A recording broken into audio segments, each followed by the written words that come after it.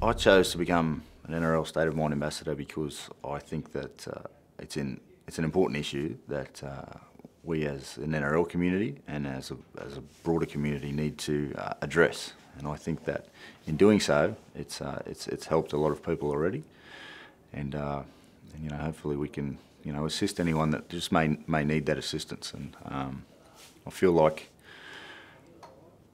I may not have known, you know, a whole lot about mental health in the past, but having taken on the role as an NRL ambassador, State of Mind ambassador, I feel like I've educated myself a little bit more, and I guess, you know, look, if I can help anyone else with that knowledge, then it's worth me doing that. You can't be successful if you can't handle, you know, the pressure. It's just the way it is. So it's sort of understanding how to deal with that, and it's not something that you can. It's not a skill that sort of you gain overnight. It takes time. It takes setbacks and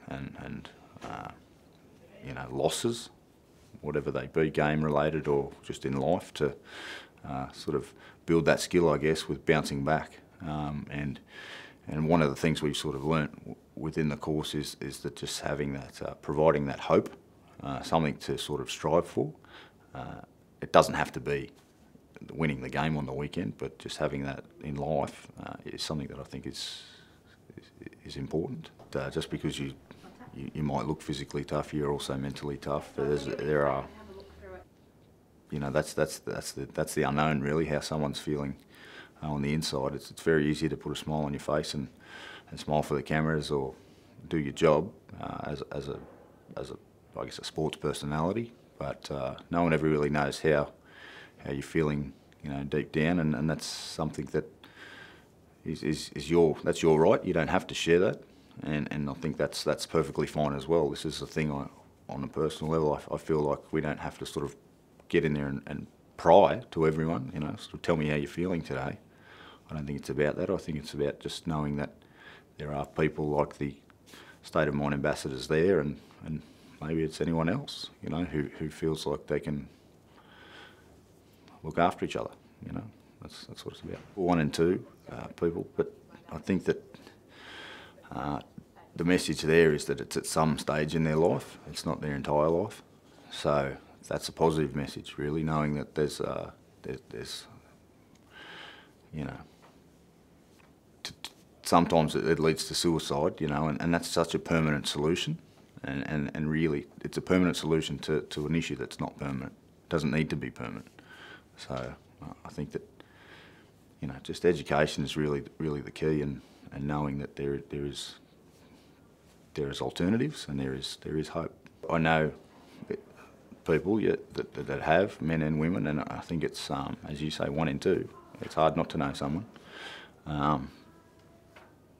But I feel like just because I haven't personally doesn't mean that I don't have an understanding of it.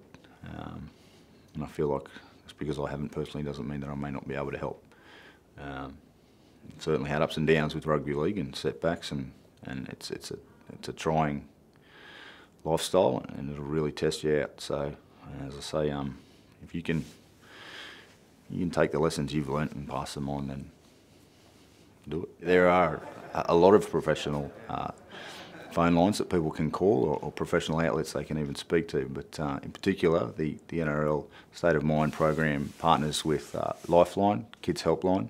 We also partner with the Black Dog Institute and Headspace as well. So they're some of the ones that we've partnered up with, but as I say, there are many avenues that people can seek help. It doesn't have to be professional help. It can just be you know, speaking to someone that you know as well, a mate.